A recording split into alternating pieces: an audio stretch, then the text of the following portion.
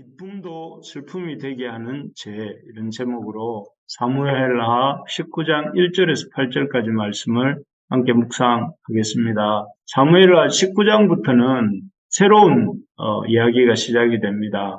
어떤 새로운 이야기인가 하면 사무엘하 12장에서 선지자 나단을 통해 예고되었던 11장에 바세바 가는 사건이 있었고, 그 이후에 이제 12장에서 선지자 나단을 통해서 하나님이 다윗의 죄에 대한 심판을 예고하시지 않았습니까?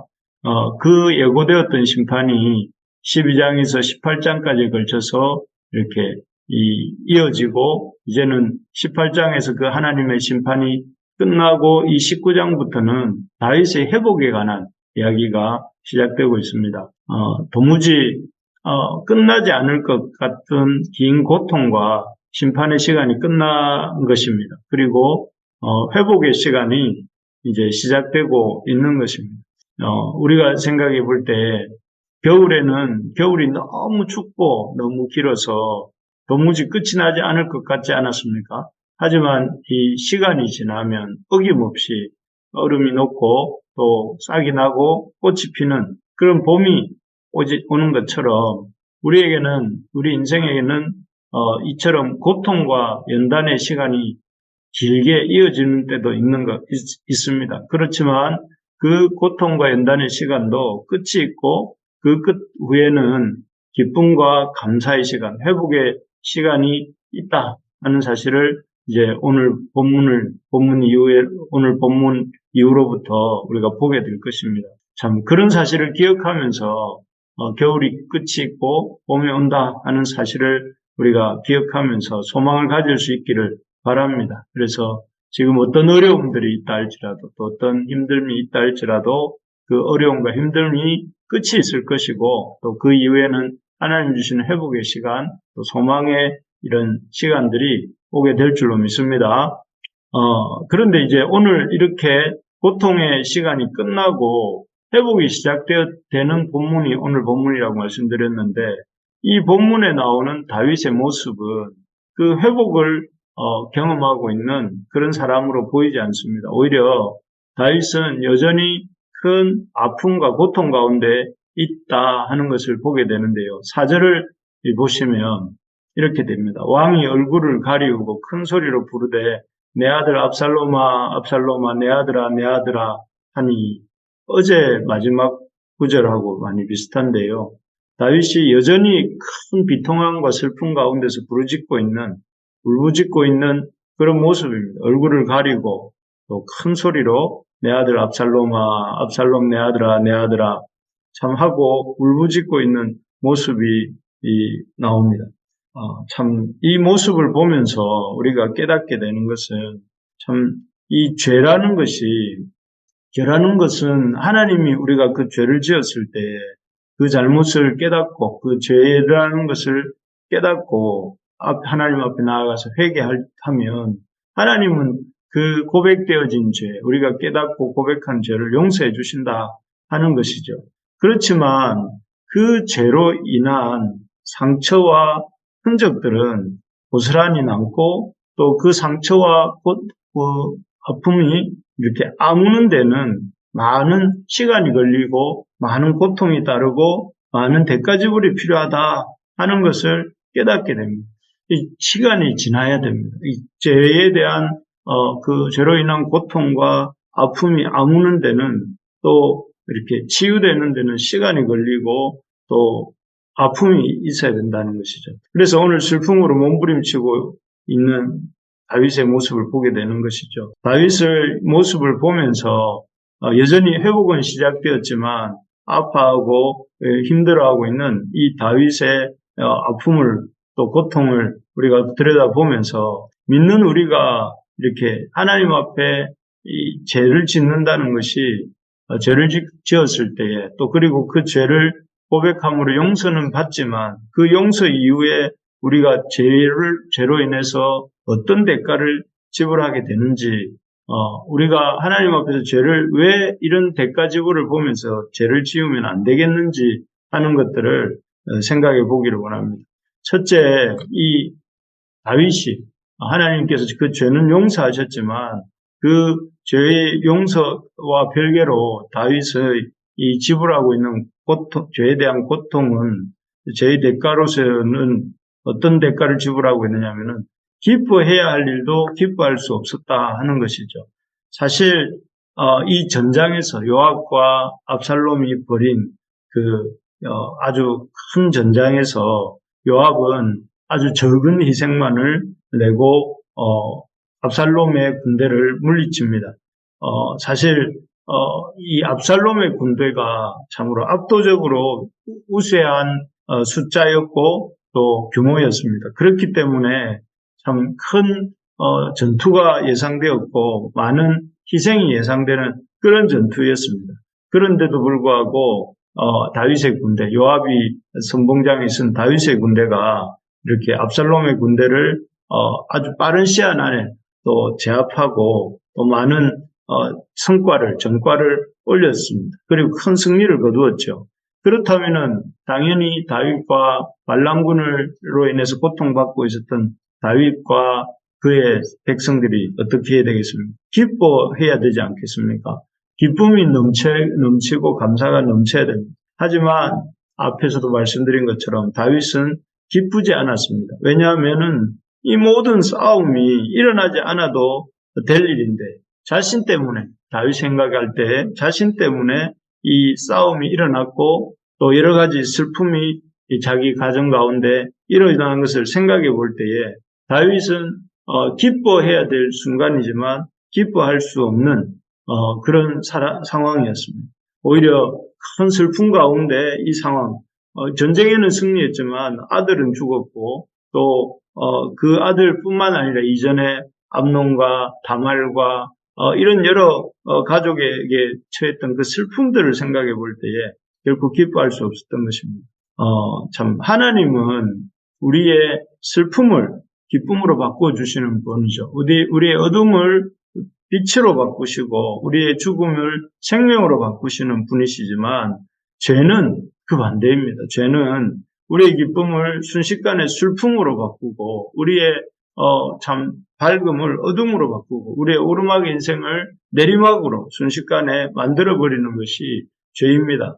그렇기 때문에 우리가 이 죄에 대해서 참 이런 민감함을 가지고 이 죄를 짓지 않도록 죄의 유혹을 이렇게 단호하게 처음에는 달콤하게 보이지만 그 죄를 범하는 순간에 그 달콤함은 독으로 바뀌어서 우리를 아주 이렇게 내리막길로 몰아가게 된다는 사실을 기억하면서 죄를 이렇게 짓지 않도록 하나님이 하라고 하시는 것은 하고 하지 말라고 하시는 것은 단호하게 끊어내는 그런 우리가 되어야 됩니다. 그럴 때 우리가 기쁨도 기뻐할 수 있고 또 참 슬픔의 앞에서는 슬픔도 참 주님이 주시는 기쁨으로 변화되는 그런 기쁨을 맛보게 되는 것입니다. 그러려면 우리가 이 죄를 단호하게 끊어내고 처음부터 죄의 유혹에 빠지지 않으려면 우리가 날마다 하나님의 말씀을 보고 또 그 말씀을 통해서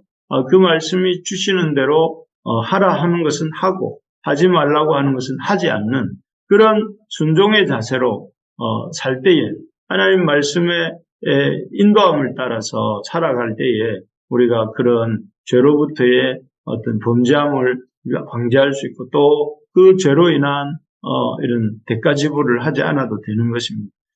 그럴 때 우리에게 참 기쁨이 되는 그런 역사도 일어나겠죠.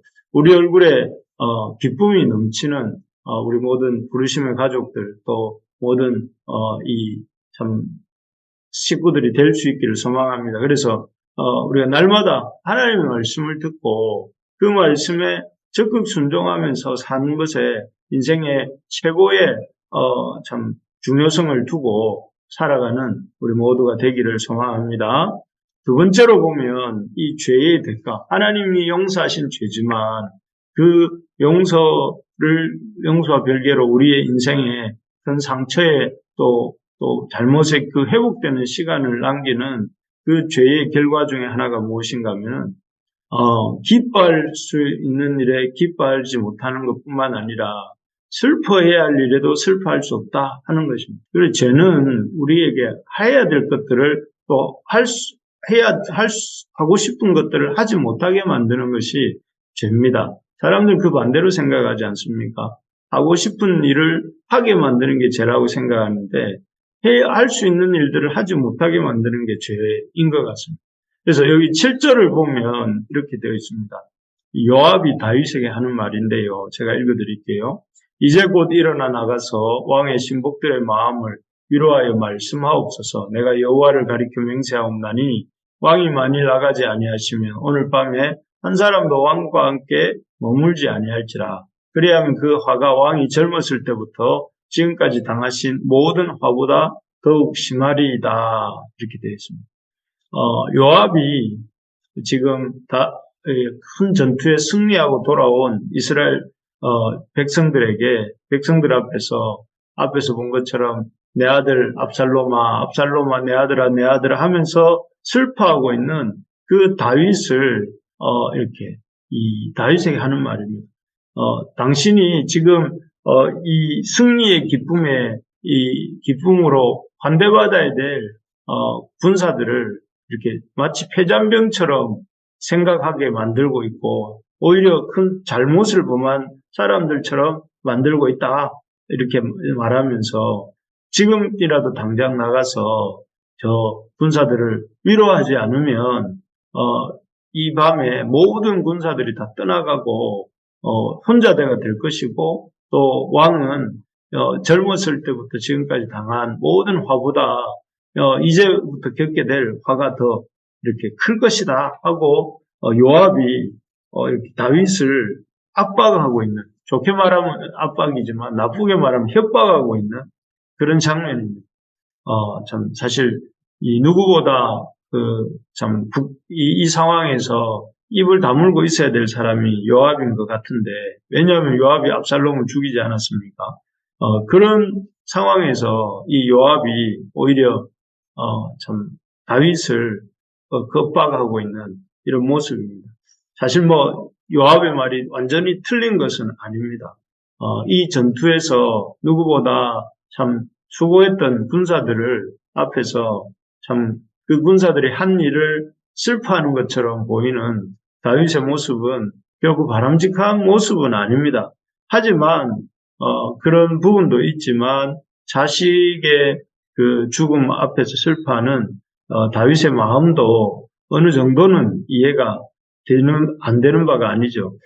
그래서 그렇겠구나 이런 생각을 할 수도 있는데, 어쨌든 요압은 이런 다윗을 못마땅해 하면서 그 압살롬의 죽음 앞에서 그만 슬퍼하고 나가서 군사들을 위로하고 격려하십시오 하고 압박하고 있습니다. 참 이런 모습들을 보면서 참 슬퍼해야 되는 상황인데, 자식의 죽음 앞에서 또 그리고 그 애통함을 통해서 마음을 참 쏟아내고 또 그런 애통함의 끝에 이제 마음의 평안을 찾을 수 있는데 그런 시간도 갖지 못하고 다윗은 요압의 말을 따라서 나갑니다. 나가서 그 8절에 보니까 백성들 앞에 자기 모습을 드러내죠. 그러니까 백성들이 왕이 문에 앉아 계신다 하니 모든 백성이 왕 앞으로 나왔다 이렇게 되어 있습니다.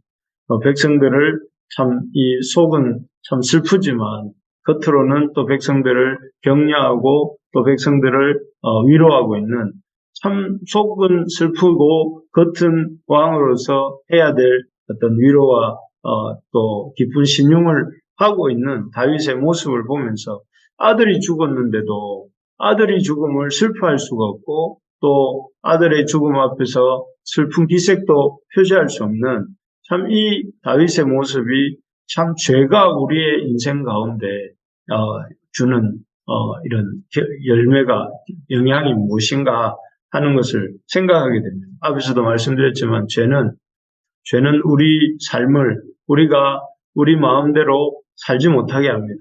그래서 기뻐해야 될 순간에 우리를 기뻐할 수도 없게 만들고 또 슬퍼해야 될 순간에 그 슬픔을 또 이렇게 느낄 수도 없게 만듭니다. 죄는 우리를 자유롭게 하는 것이 아니고 죄는 우리를 참 얽어매고 우리의 뜻대로가 아니라 그 죄의 결과로 인해서 참 기쁠 때도 슬퍼하게 만들고 슬플 때도 또 더 슬프게 만드는 것이 더 그런 이 죄의 역사입니다. 그러므로 우리가 이 죄의 참 하나님의 자녀로서 자유를 맛보고 누리는 삶을 살려고 한다면 이 죄라는 것을 심각하게 생각하고 그 죄의 시작 단계부터 분명하게 우리가 처신해야 되겠습니다. 만약에 다윗이 바세바의 사건 때에 우리아의 아내인 줄 알고 거기에서 멈추었더라면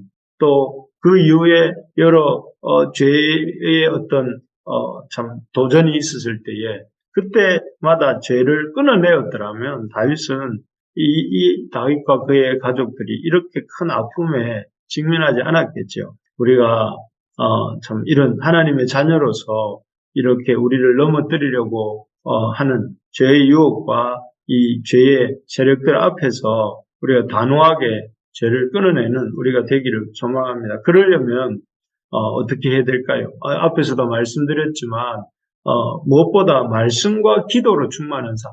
앞에서 말씀을 듣고 말씀의 인도함을 받고 말씀에 따라 살아야 된다 이렇게 말씀드렸는데 그 말씀을 붙들고 기도하는 삶을 살 때 성령님이 우리 속에 찾아오시고 놀랍게 일하심으로 우리에게 그런 이 성령의 열매를 맺게 하신다 하는 것을 우리가 기억하면서 하나님의 말씀과 기도로 이렇게 나아가는 삶, 또 그렇게 혼자로서는 어렵기 때문에 공동체와 함께하는 삶, 공동체를 의지하고 또 공동체와 함께하는 삶, 그리고 더 나아가서 주신 사명을 나와 공동체에 주신 사명을 향해 달려가는 그런 부르심을 향해 가는 그런 부르심에 반응하며 사명을 감당하며 나아가는 삶을 살 때에 우리가 이런 다윗처럼 다윗이 겪고 있는 이 고통처럼 기쁠 때 기뻐하지 못하고 슬플 때 슬퍼할 수 없는 그런 참 아픔으로부터 건짐을 받을 수 있게 될 줄로 믿습니다. 그래서 오늘 하루도 죄의 유혹에 지지 아니하고 죄가 시작되기도 전에 분명히 끊어내고 또 죄로 인해서 하나님 앞에 고통당하지 않도록 우리가 죄를 잘 분별하고 결단하는 그리고 하나님 말씀을 붙들고 살면서 하나님의 몸된 교회와 함께하는 그런 하루가 되기를 주님의 이름으로 간절히 소망합니다.